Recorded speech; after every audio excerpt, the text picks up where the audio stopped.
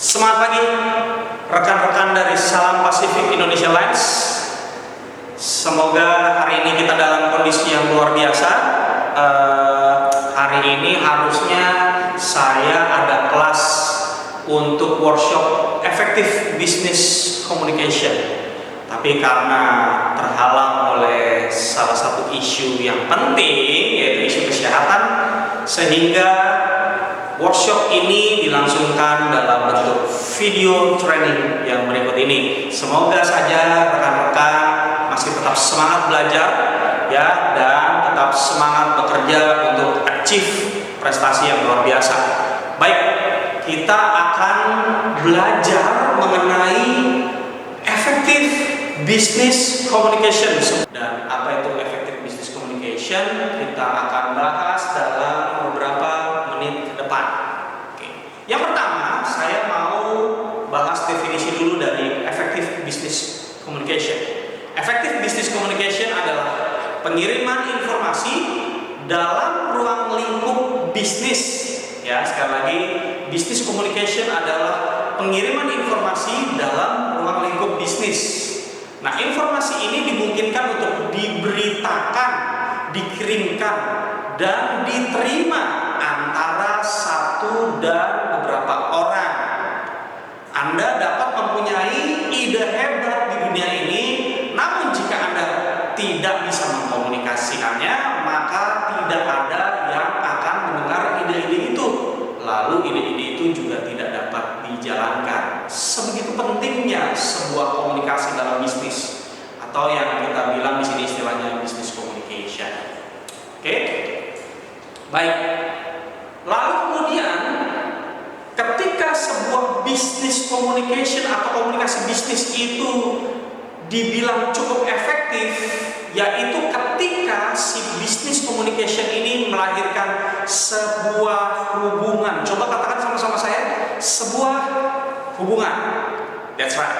Ya, jadi dia cukup dibilang efektif ketika dia sudah menciptakan sebuah hubungan bisnis. Tidak perlu dalam, tapi hubungan yang memberikan manfaat antara kedua belah pihak.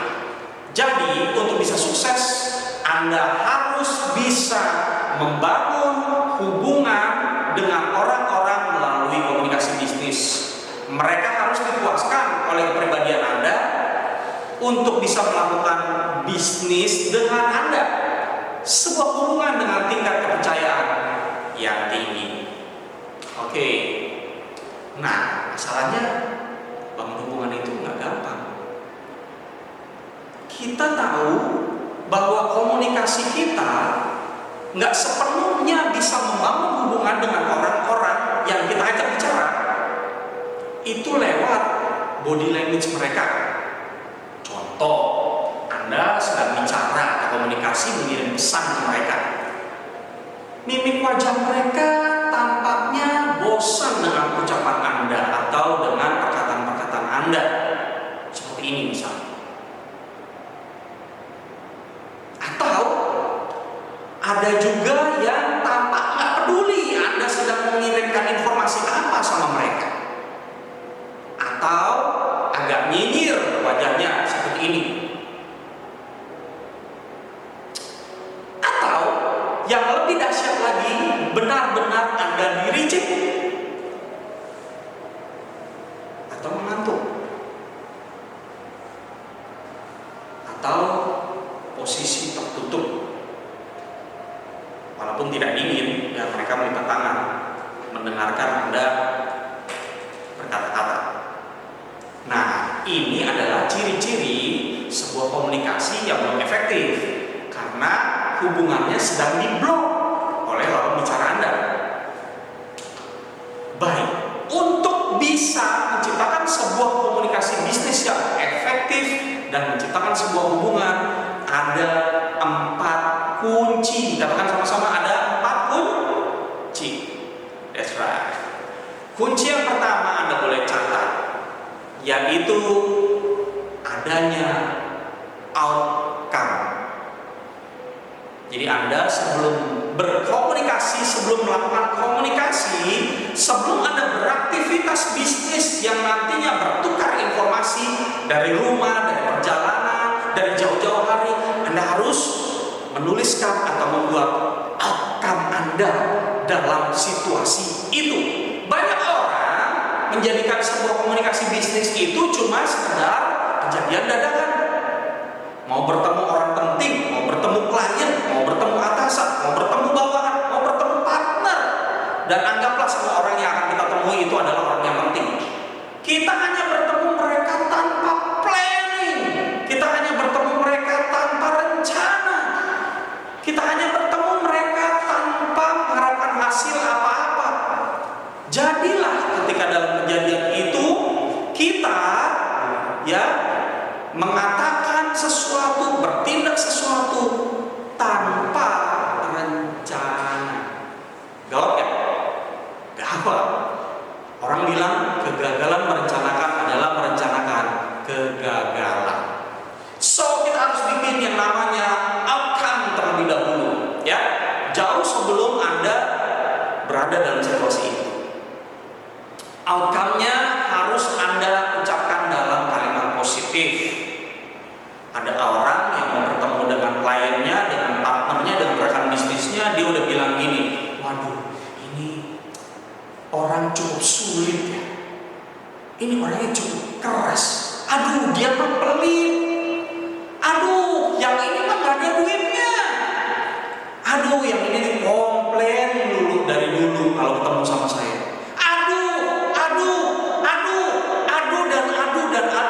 Oh, saya ingat dia. Dulu tuh dia orangnya gak nyenengin. Kelemahan orang digede-gedein, dibawa-bawa dari masa lalu, dibawa-bawa ke masa depan. Padahal masa depan itu adalah situasi yang harusnya menjadi penting buat bisnis Anda. Anda masukkan kata-kata negatif itu ke pikiran Anda yang nantinya akan menciderai tindakan-tindakan Anda di depan dia. Kacau nggak? Kacau kan? Oleh karena itu, buat outcome positif. Sekali lagi bilang sama-sama saya, buat outcome positif. Mantap. Outcome itu sendiri harus dibuat dengan spesifik serta memiliki sumber daya untuk mendapatkannya. Bayangkan kalau sebuah outcome itu sangat ambigu, ngambang, nggak detail. Wah, hari ini saya mau ketemu klien, saya akan ada meeting dengan dia.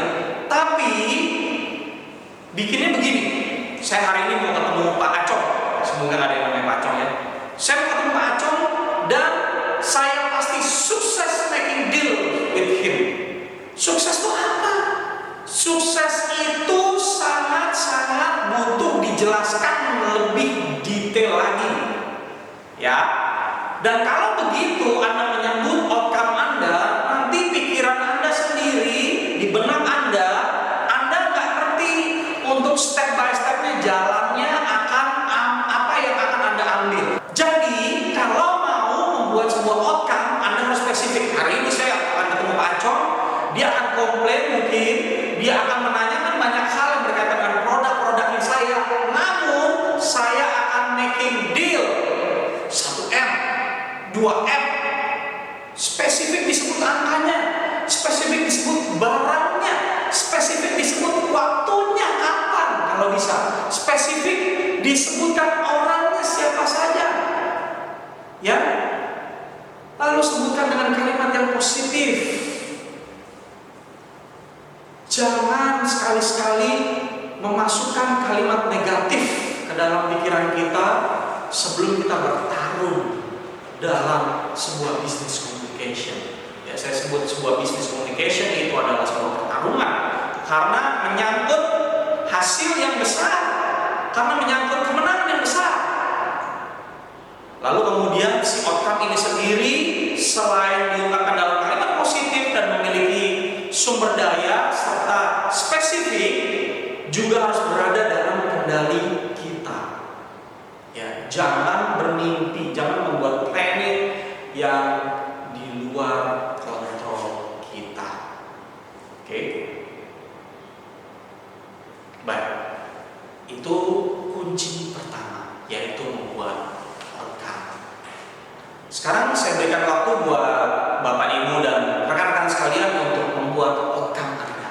Mungkin ke depan, besok, minggu depan Anda memiliki sebuah titik penting, atau dalam pekerjaan Anda sehari-hari Anda sedang menghadapi sebuah klien yang sulit sekali. Anda sedang handling komplain, Anda sedang dalam posisi handling komplain, difficult komplain, or big komplain. Ingat, jangan sekali-kali menyebutkan kalimat negatif. Aduh, terang aja saya dikomplain terus, bagian operasionalnya sih nggak dukung saya. Jelas aja saya dikomplain terus, salesnya sih asal-asalan, janji-janjinya. Sebutkan kalimat yang positif. Hari ini semua orang di Spill akan mendukung saya untuk memenangkan sebuah komplain besar supaya melahirkan customer satisfaction. That's the positive words. Alright. Sekarang kunci kedua dari sebuah effective business communication. Kunci kedua adalah yang kita sebut dengan mengenali sensory equity dari lawan yang kita ajak berkomunikasi.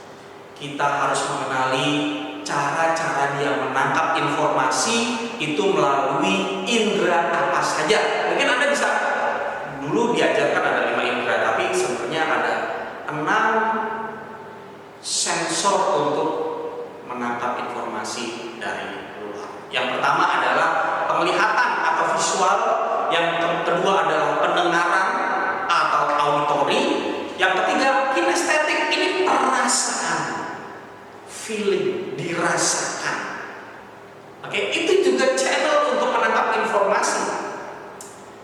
Visual, auditory, kinestetik. Lalu yang tiga yang lainnya adalah penciuman atau olfaktori, ya, hidung. Lalu kemudian gustatory, rasa kulit kita. Lalu kemudian ada self-talking, yaitu komunikasi diri, atau yang saya sering sebut sebagai auditory digital. Kita bisa menangkap informasi dari ucapan kita sendiri, ya. Jadi ada 6: visual, auditory, kinestetik, olfaktori, gustatory, dan auditory digital. Baik. Dari indera-indera itu tadi masuk ke dalam entorhinal cortex, ditangkap lalu dimasukkan ke talamus. Di talamus kita ada korteks, ada amigdala. Di talamus disimpan itu yang biasanya disebut sebagai pikiran bawah sadar, ya, yaitu di bagian otak belakang atau otak reptil kita yang namanya talamus. Korteks menyimpan gambar dan kemudian amigdala menyimpan rasa. Nah, kalau Bapak Ibu atau rekan-rekan mau supaya informasi yang disampaikan kepada Bapak Ibu itu bersifat permanen, sampaikan dengan berkaitan dengan gambar dan rasa. Itu disimpan di korteks dan amigdala. Saya kasih satu pertanyaan untuk memicu. Coba Bapak Ibu kira-kira ingat gak waktu dulu SMA tanggal 28 Januari 2000, waktu SMA ya, waktu tanggal 28 Januari ketika Anda SMA, ya, tahun berapa itu? Ingat gak kejadian yang paling menarik di tanggal itu? Apa? Nggak ingat, karena Bapak Ibu tidak menyimpan angka dengan cukup lama di bagian otak Anda. Tapi coba kalau saya tanya, kira-kira Bapak Ibu ingat gak waktu Anda SMA atau SMP bahkan atau SD? Kira-kira waktu kelas 6 SD guru yang paling killer yang Bapak Ibu hadapi waktu kelas 6 SD? Langsung kegambar kan? Rupanya kegambar, gaya bicaranya, suaranya, rasa yang timbul dalam hati Bapak Ibu ketika menghadapi si guru killer itu, apalagi waktu dulu pernah dihukum gitu ya. Atau mungkin kalau saya bertanya sama yang bapak-bapak, ingat gak wanita paling cantik di kelas ketika ketika Anda SMP kelas 3 atau SMA kelas 3. Langsung kebayang kan? Langsung kebayang bagaimana rambutnya, cara jalannya, bagaimana cara dia menghadapi Anda, atau bahkan Anda deg-degan ketika bicara sama dia. Yes, that's right. Itu yang tersimpan dalam talamus Anda, yaitu korteks dan amigdala. Korteks yang menyimpan gambar si wanita itu, amigdala menyimpan rasa Anda terhadap dia. Lalu dari talamus disampaikan ke hipotalamus. Hipotalamus adalah sebuah gudang untuk hormon, sehingga hormon-hormon ini akan diproduksi seiring dengan informasi yang Anda dapat dan dikirimkan dari talamus, lalu menimbulkan sebuah tindakan. Dan seberapa besarnya hormonnya, sebegitulah besar impact untuk tindakan. Itu yang kita sebut sebagai jalur motivasi bawah sadar. Nah, Bapak Ibu bayangin, kalau Bapak Ibu mau mengharapkan sebuah tindakan tertentu kepada customer Anda, klien Anda, lawan bicara Anda, rekan Anda, bawahan Anda, atasan Anda, atau siapapun juga yang berhubungan dengan komunikasi bisnis yang efektif, Bapak Ibu harus menyampaikannya sampai tergambar atau menimbulkan rasa. Itu kuncinya dalam sensory equity. Masalahnya adalah kita nggak tahu sensor equity apa yang paling dominan dalam diri seseorang yang kita ajak bicara tersebut, yang kita ajak berkomunikasi tersebut. Nah, kita bisa observasi, kira-kira dia ini sensor equity-nya apa yang paling dominan? Apakah visual, apakah auditory, atau kinestetik, atau gustatory, atau olfactory? Nah, tapi biasanya sih ada 3 yang paling dominan, yaitu visual, auditory, dan kinestetik. Nah, kita bisa observasi dari ketiganya mana yang paling dominan. Kalau orang dengan sensor equity yang paling dominan itu visual, biasanya dalam penampilan itu dia menarik, warna-warni, dandy. Kenapa? Kan dia kan menggunakan visual. Dia akan memperhatikan penampilannya dia sendiri, mungkin ya di depan kaca, dia akan berputar-putar, memperhatikan sekali bagaimana orang akan melihat dia. Itu yang visual. Kita bisa melihat, oh kalau ini orang sangat-sangat dandy gitu ya, fashionable. Lalu kemudian dia memperhatikan sekali cara dia berpenampilan. Kemungkinan besar dia memiliki sensor equity di visual. Lalu kemudian juga suaranya, orang visual itu suaranya tinggi dan gaya bicaranya cepat. Itu orang visual dari segi suaranya. Lalu dari kata-katanya, dia sering menggunakan kata-kata, saya lihat, kalau saya sih melihatnya gitu ya, kalau saya sih lihatnya nggak gitu. Nah, itu kemungkinan besar orang visual. Lalu dari gestur tubuhnya itu tegak dan kepalanya terangkat. Nah, dia memperhatikan sekali penampilannya nih. Dia nggak mau terlihat loyo. Dia sadar diri banget akan diperhatikan sama orang lain. Itu visual. Baik. Sekarang yang auditory, yang menggunakan pendengaran. Yang auditory itu penampilannya kan biasa-biasa saja. Anda nggak akan langsung mengenali dia orang auditory, ya, karena penampilan biasa-biasa aja. Nggak dandy sih, nggak fashionable, tapi biasa-biasa aja. Ya, mungkin bajunya branded, tapi dengan potongan, dengan style yang biasa-biasa saja. Namun di sisi suaranya, biasanya suaranya itu mendayu-dayu, berirama, ritmik, enak didengar. Nggak jarang yang jago nyanyi juga, karena dia suka sekali mendengar suara-suara yang bagus. Otomatis dia akan melatih dirinya sendiri untuk enak didengar. Itu logikanya. Lalu kemudian untuk kata-katanya, dia lebih banyak menggunakan kata-kata saya dengar gitu ya, karena itu kan tipe sensor equity yang dominan dia pakai. dia akan menggunakan kata-kata saya dengar gitu ya. Lalu kemudian gestur tubuhnya, gerakan tubuhnya itu ya, kepalanya agak miring kalau misalnya mendengarkan orang lain. Contoh, Anda bercerita, saya orang auditori, saya akan memiringkan, mencontohkan telinga saya. Mungkin nggak lihat ke Anda langsung. Kalau orang visual, dia melihat langsung ke Anda, menatap langsung. Tapi kalau orang auditori, mungkin dia langsung. Nah, jadi jangan tertolak kalau bicara sama orang auditori. Dia mungkin nggak lihat Anda, tapi kupingnya, pendengarannya, fokus pendengarannya akan difokuskan ke pada suara atau kata-kata Anda. Itu orang auditori. Yang ketiga, orang kinestetik.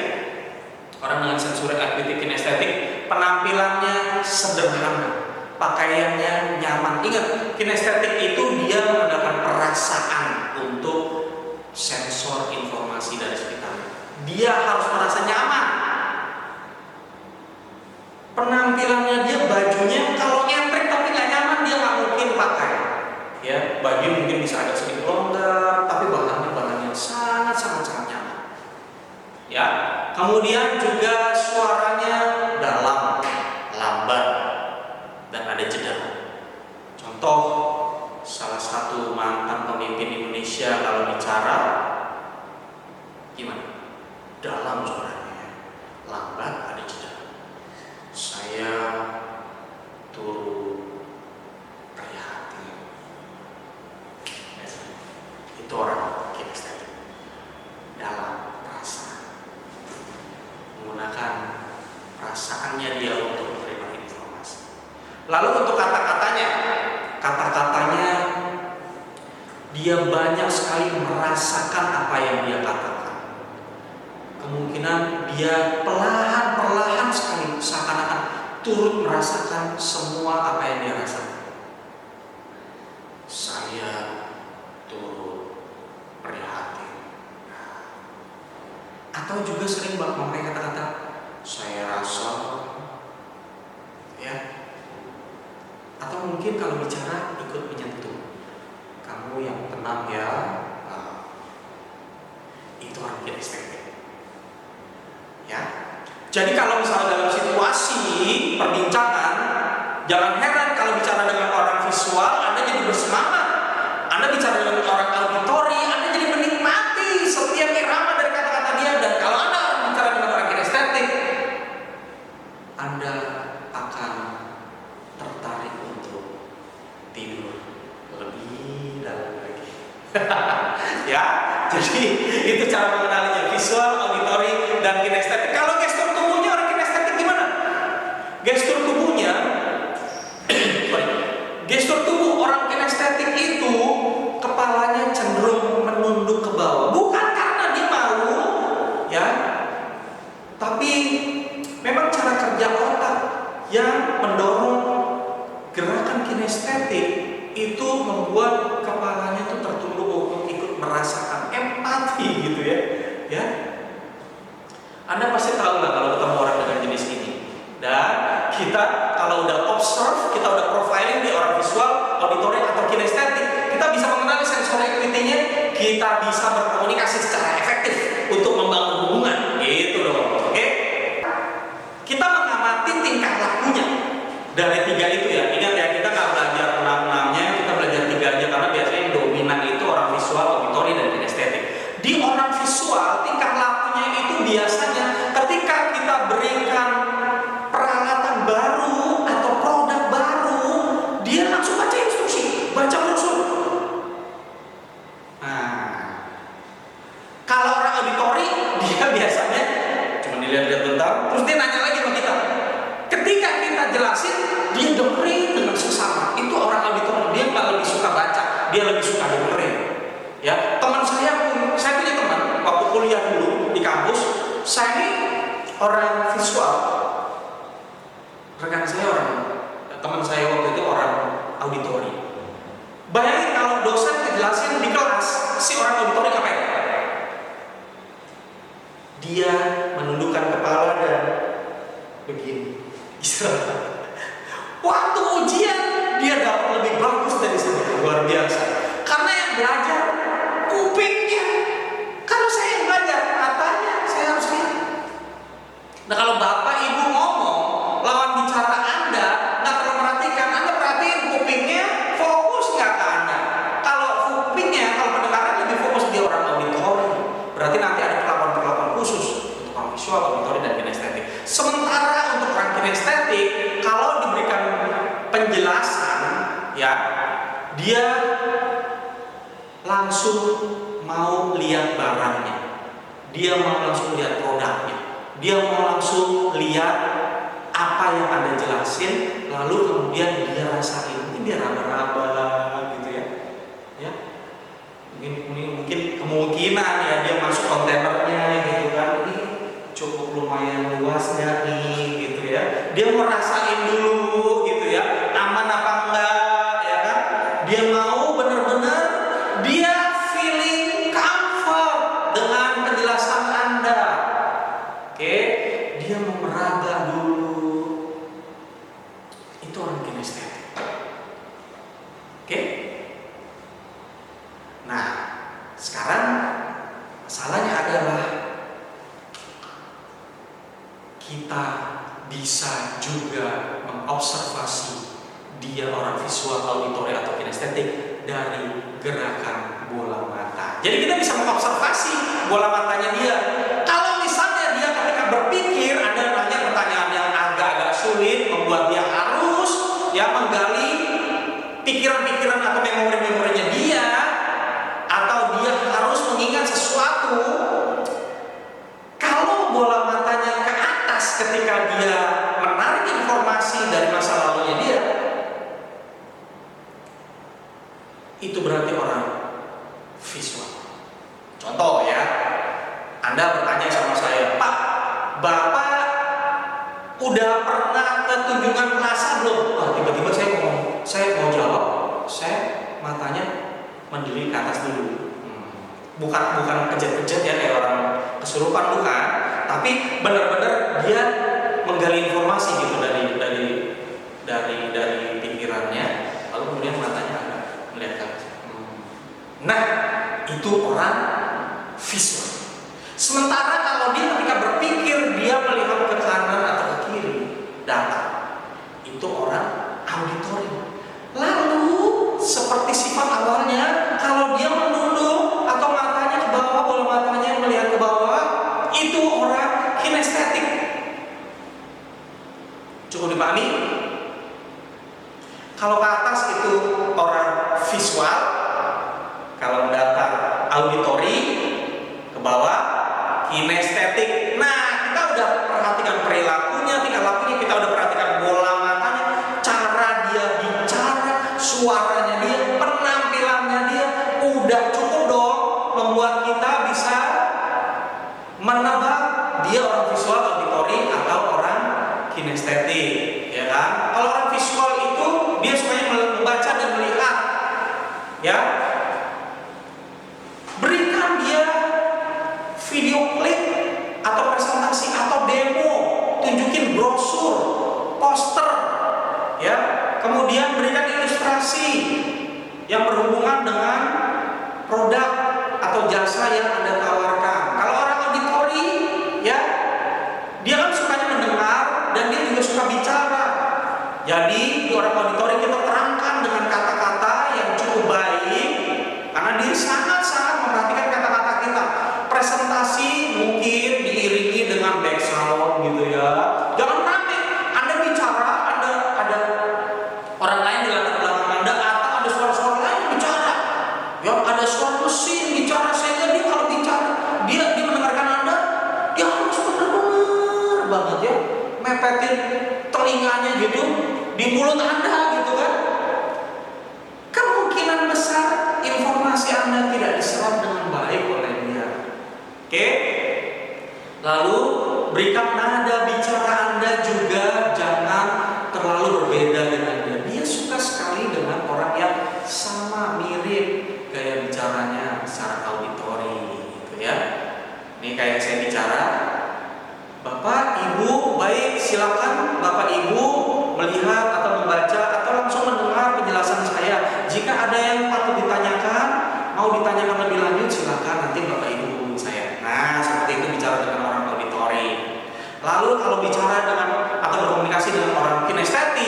yang sukanya menyentuh dan bertindak langsung, merasakan langsung produk atau jasa Anda, harus libatkan demonstrasi produk. Anda demonstrasikan produknya biar dia sentuh-sentuh, biar dia nyobain, biar dia feeling comfort, ya, test drive dulu, berikan tester, biarkan dia coba sendiri, tunjukkan langsung jasanya atau produknya, berikan kesempatan. Biasanya kalau orang kinestetik itu dia punya sales langganan account manager gitu misalnya ya, atau sales yang dia kenal baik, orang marketing yang dia kenal baik, customer service yang dia kenal baik, dia sama itu terus. Nah, dia udah feeling comfort. Dia tuh setia sama satu orang yang udah bikin dia feeling comfort. Ya. Kalau Anda punya pasangan dan pasangan Anda kinestetik juga, biasanya dia setia. Nah, kalau orang visual kan suka jelalatan dulu, dia cuma nencak menengah gitu ya, tapi gak semuanya. Oke, baik, kita lanjut lagi ya, balik ke laptop ya, kita ngomongin soal kerja dulu. Oke, baik. Yang ketiga adalah kunci ketiga, kita lanjutkan setelah jeda berikut ini.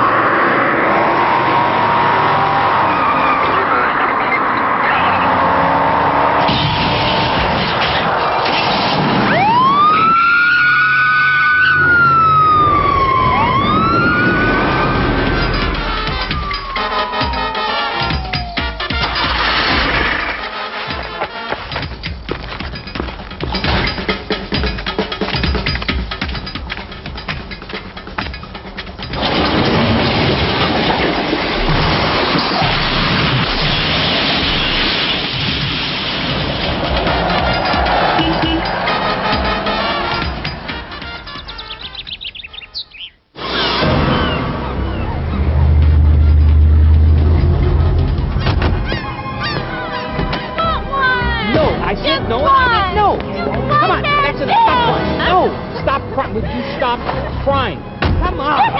Would you please come on? Why do you always cry? Hey.